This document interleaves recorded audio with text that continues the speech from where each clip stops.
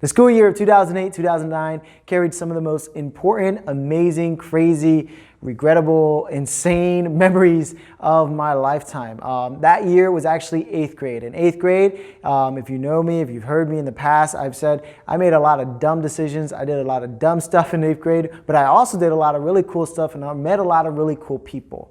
And in 8th grade, I met one of my all-time favorite people in the whole world, and I'm not going to share his name here just because I want to keep it kind of private, but man, in 8th grade I met this kid, and he was a really cool kid, and I met him, and I was just so blown away by him. He was really funny, and we hung out all the time. He actually lived underneath me, and we took the bus to school every day. And I started realizing that as we took this bus to school, something was kind of off as we got closer to the later end part of the year. Things were kind of strange about him. He was not talking as much, not joking around as much. And so one day I just sat next to him and I said, "Hey dude, what's going on? You're kind of acting different." And after kind of prying and poking, he finally said, "Hey, I'm being bullied by someone." And I was blown away. And I said, "Dude, like, who's doing this? Like, what's going on?" And he finally told me the name of the guy who was doing it, and it shocked me. It shocked me for two reasons. One, I was friends with this guy. I didn't expect this guy to be doing this. And two, it shocked me because I didn't know what I would do. I honestly got scared. Because when I heard him say this person's name, this was a big dude. And I am still about the same height I was in 8th grade. Maybe just a little bit taller, but yeah, like this guy in 8th grade was so much taller than me. But anyway, so I look at him, I look at my friend, and I say, "Man, I don't care who it is. There's no way I'm gonna let anyone treat you wrong, treat you negatively. And so if that happens again, and if it happens next to me, you best know I'm going to say something." And so that day, I said those words, and immediately I knew I was going to be tested by those words. And that's exactly what happened. We jumped off the bus, and I walked home, and we were hanging out, talking, and that guy he was talking about was following us. He was walking with us, and I guess he was going to hang out with someone in the area. And so he starts pushing my friend around and making fun of him, and man, I couldn't stand around with it. And so I yelled at the guy. I said, "Hey, what are you doing? Why are you acting this way? Why are you treating him this way?" And he turned around, and it was like a movie. He turned around and he got up in front of my face, and he's just like, "What are you gonna do about it?" And so, man, don't you like? There's something about moments where you have to choose. Moments where you have to choose where your allegiance is. Do you even know what that word means, allegiance? It's not a word we use often, but it's such an important word. And I felt like God was really laying this word on my heart as I was praying throughout this week and this evening. I was like, God, there's so much in these stories, so much going on in what we're talking about, what we've been talking about as far as David, Absalom, and just David's family and just the craziness. It's like, God, I can go so many different routes. What do you want me to talk about? And I just felt like God was telling me, I really want you to talk about allegiance. I want you to talk about loyalty. And so today, that's what we're going to be talking about. If you remember last week and the week before that, we kind of talked about how after David made his mistake with Bathsheba, there just a bunch of craziness happened in his family, and his, he ended up losing a son because one of his other sons actually killed his son because I guess the guy had made a mistake and abused his sister in a way you never should treat anyone or do this to anyone, and so this brother kills his other brother. David's son kills, David's other son because of what he had done to his sister, and it causes all sorts of craziness. And so last week we talked about how David, after his son Absalom, which is the name of the one who killed the other son, after Absalom did that and murdered his brother, he gets up and leaves. And then last week we talked about how David's the commander of his army, Joab, kind of tricks David into bringing Absalom back home. And so Absalom is now living back home. And so where we're at now, I'll kind of explain a little bit before we dive into what we're going to be discussing. We're going to be in chapter 15 as well as in chapter 16. But basically what happens is Absalom, he is now back into David's family. He's now living back in Jerusalem, in the area where David's at, but he's not really allowed to see his dad because his dad's still upset, of what happened between Absalom and his brother and how Absalom killed his brother, And so Absalom kind of, he doesn't know how to feel, but at the same time, he's also very prideful. If there's anything Absalom is sure about, he's sure about himself. Have you met people like that who, they may not be sure or good at other things, but for some reason they're always sure about themselves? Absalom was that guy. Actually, the scripture goes on and really just claims that Absalom is just gorgeous. It says he is super handsome and one of the most handsome people there in that area, and he is known for it. And what Absalom actually decides to do is he gets kind of angry and upset with his dad, and so he decides to turn his back on his dad in the worst way possible. What he decides to do is to try to take the kingdom over from his dad. And so he makes this plot, and it takes him 4 years to do this. And within 4 years, he comes up with this plot and finally sets out to take over the kingdom over David. David's own son tries to take the kingdom over David. And so the question is, what does David do? Well, David loves his son. David cares so much for his son, and he doesn't want to kill him. He doesn't want to hurt him.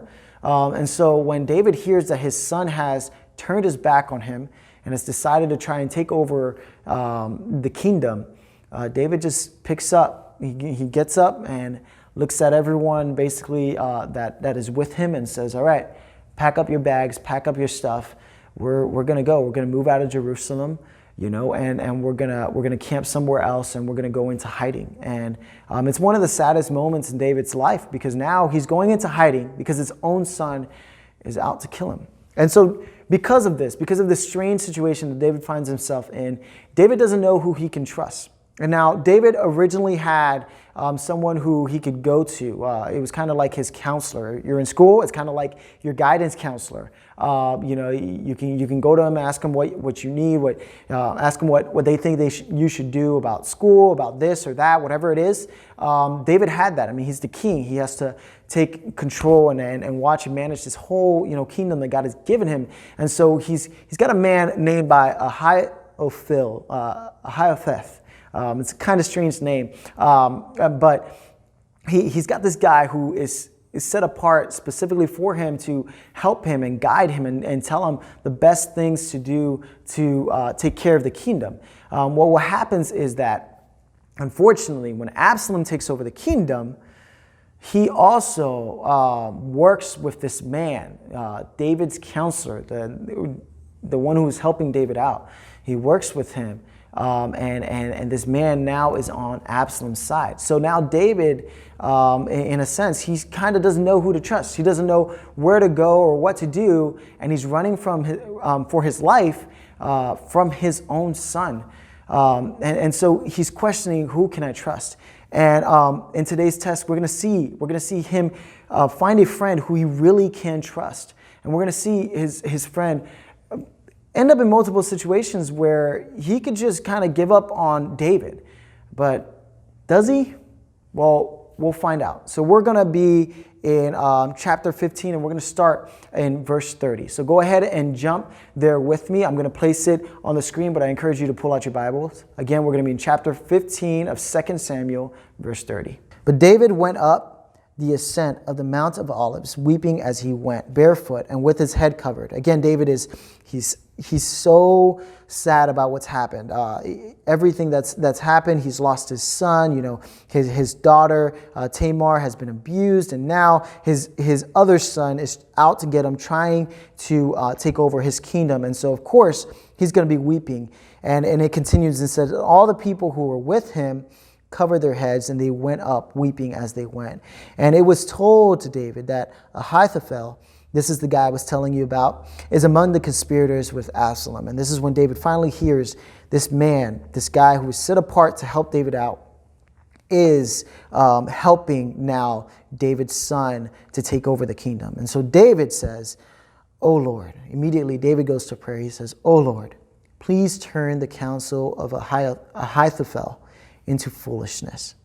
While David was coming to the summit where God was worshipped, behold, Hushai, the Archite, came to meet him with his coat torn and dirt on his head. Now David said to him, "If you go on with me, you'll be a burden to me.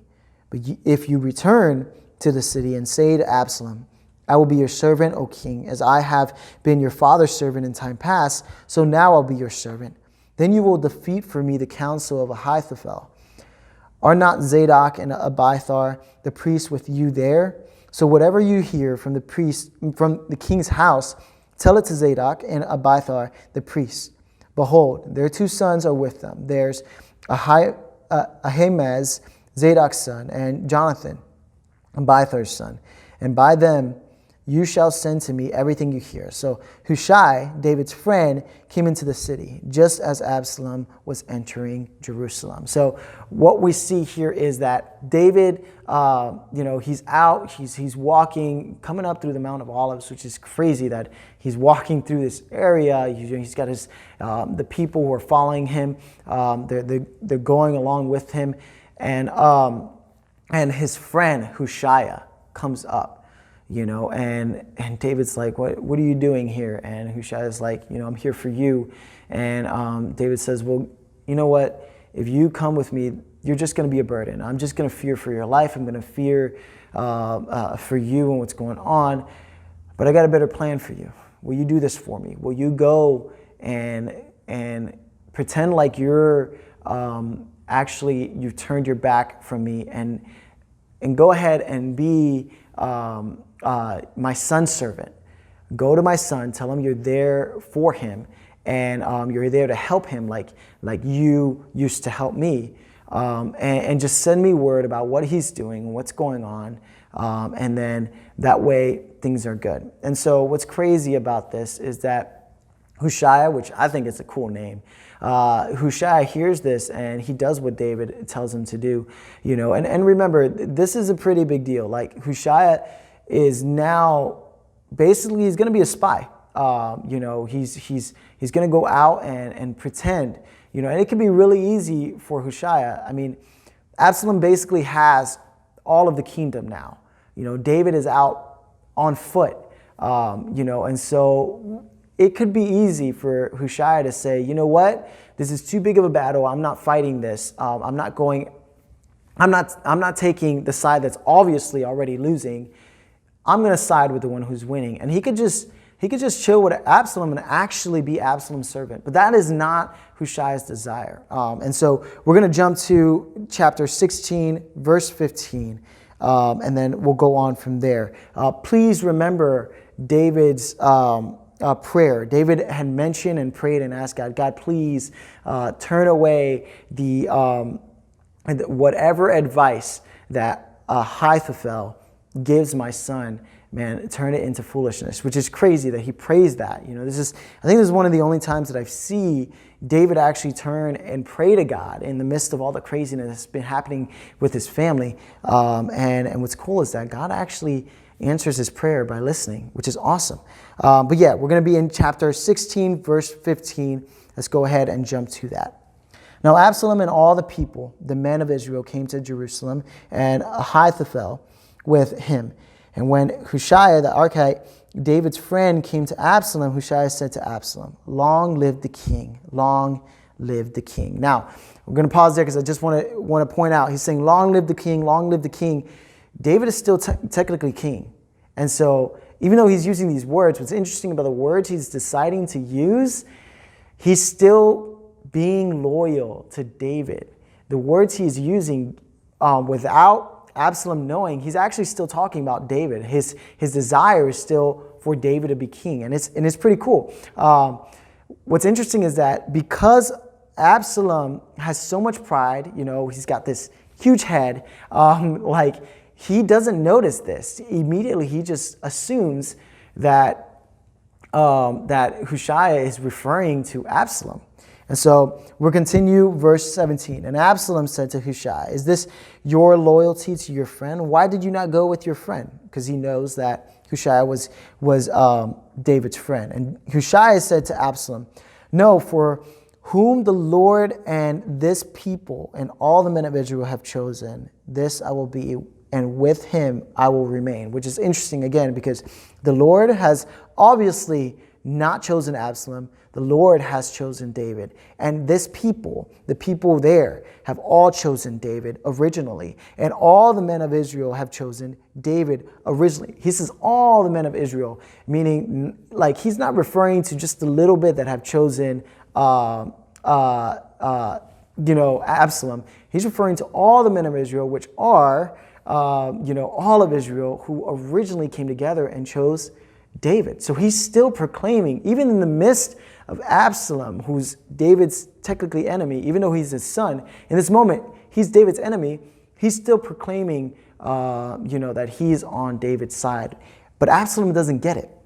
We'll continue on. And again, whom should I serve? Should it not be his son? As I have served your father, so will I serve you. Verse 20, then Absalom said to Ahithophel, "Give your counsel, what should I do?" And so basically what happens here, David's son Absalom decides to go to both of these men and ask them, "Hey, what do you think I should do about my dad? How should I go about taking over the country?" And again, this gives Hushai the perfect opportunity to turn his back on David and just be a servant of Absalom, and he would be perfectly fine. He'd be safe, because if he gets caught, he could die. Like his life is on the line. But Hushai does not turn his back on David. Hushai is loyal. He's made clear whose allegiance, like who he's tied to, and that is David. And so even in the midst of a difficult circumstance, he doesn't turn his back on David. But Ahithophel does. And immediately Ahithophel tells Absalom, "Hey, let's go tonight. I got my guys. We're going to take 12,000 men, 12 because that represents all the tribes of Israel. And we're going to go, and we won't even have to kill the men, all of David's army. Instead, we'll just go and we'll make sure we only kill David. But let's do it this way." And then Absalom, turns around and says, "Go get me, go ahead and get me Hushai. I want to hear what he has to say." And Hushai looks at him and says, even though Ahithophel, who was known for giving good counsel at the time, even though he normally says good things, at this time, he's not saying good things. What I recommend for you to do is instead go be with your army, take your whole army, go out and fight yourself. And that's what happens. And unfortunately, it buys time for David to get out. Hushai is able to tell David what's going on, and David goes out, and then David's men tell David, "Hey man, you're worth 10,000 of us. So you know what? We want you to chill here. We're going to go take care of this war on our own." And so they get up and they go to fight. And when they go to fight Absalom, before they fight him, David makes it clear, "Hey, I don't want anything to happen to my son. What I want is for you guys to treat him as well as you can and keep him safe, but take care of this situation. But please, be mindful of my son." And what happens is during the war, Absalom is riding on a mule, and which is interesting because normally that's not his attitude, but he's riding on this mule and he gets caught in between tree branches, literally, to where just his top half is on the tree branches. The rest of him is hanging and he can't get loose. And, Joab, David's army commander, hears about it. And, the rest of the men hear and remember what David had originally said. "Hey, take care of my son. Don't do anything to him. Just capture him, and so they don't kill him. But when word gets out to Joab, Joab gets fed up with the situation, and just like before, like we talked about last week, he takes matters into his own hands. He grabs 3 javelins and goes and kills David's son himself.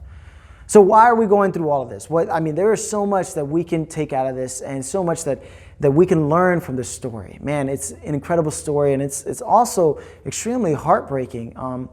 But like I said, when I was reading through this, God was really placing it on my heart to remind you guys of what loyalty means, what allegiance is. And loyalty is the ability to stand beside someone regardless of what's going on, and to choose to do what you said you were going to do. And it doesn't matter who's around you. It doesn't matter what's happening, how difficult the circumstance is. You have made up your mind that you know where you stand. And as Christians, that is one of the most important characteristics that we need to have. We're called to be loyal to those around us. We're called to be loyal to ourselves, and we're called to be loyal to Christ. And our loyalty to Christ comes before anything and everything.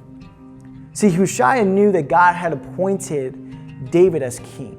And because of that, there was no way that he was going to turn his back on David, because he knew God had appointed him as king. And he was also David's friend. He wasn't going to turn his back on David, regardless of what situation he was in. You saw how it describes that when Hushai was coming up to David, he wasn't in the greatest appearance. His clothes were raggedy. He had dirt on his face. That means it took a lot for him to find David and to get out to David. But he didn't care. He went through all the hoops and everything to help David out, to make sure that he could be there for his friend. So my question for you, and what we're going to be talking about this evening, is how loyal are you? How loyal are you to yourself? How loyal are you to the things that matter to you, to the person that you claim that you are? Are you the same person when you are at home alone? Are you the same person when you're here at church? Are you the same person when you're with your friends?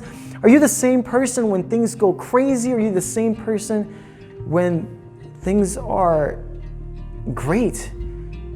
Do your circumstance determine who you are, or are you determined to be who you are regardless of the circumstance? Are you loyal to those around you? Do people know that they can trust you? That regardless of what is done or who's around them, you're not going to turn your back on them? Do you entertain gossip? Are you known for talking about people? Or are you known to be okay with others talking about people while they're around you? Gossip. Man, if you're involved in gossip, you are not a loyal person. Loyalty is not something that could be used to describe you, because you've turned your back on a person. And the last thing, are you loyal to God? Have you decided that regardless of what happens, regardless of what's going on, you will pursue God? You will love Him with all your heart. And when you find yourself in circumstances where you're tempted to do something other than what the Word says, you choose Him because you've made the claim and you've decided with all your heart that you are going to be loyal to Him, that He is what matters most to you. Loyalty is one of the most important things that we have. And because of our disloyalty, Jesus died on the cross. Jesus his back was stabbed basically by one of his best friends. Judas was there with Jesus consistently and saw Jesus do all the things he did, and he turned his back on Jesus. Are you turning your back on Jesus? When my friend found himself in that circumstance, and then I got myself in that circumstance, in between him and this guy, and I'm looking up at this guy, and I'm just like, and I just look at him and I said, dude, this is not the person I thought you were. And I don't think he expected me to say that. But I looked at him and I said, he is so much smaller than you. And I thought you were his friend. But really, you're treating him like he doesn't matter. And he didn't even know what to say. he just stepped back and he said, "I'll see you guys later." Now, immediately, this guy didn't stop treating my friend like poop. He continued to treat him badly. And, my brother ended up getting in the midst, because he overheard what was happening. And eventually, we all kind of stood up to him and said, "Dude, you're better than this." And it took multiple times to remind him that. But eventually, he decided, yes, I am better than this. And him and my friend, we all actually became more friends, and we continued to hang out, and our relationships continued to grow. Guys, your relationships are important. Regardless of where that person is, or regardless of what's going on around you, loyalty, it's a characteristic that we need in order to glorify God, in order to live this life the way Jesus died for us to live it. And so tonight we're going to take these next couple hours to dive into what that looks like and how we can show and demonstrate loyalty more and more in our day-to-day life. Guys, I love you, and I can't wait to sit down and talk through these things together.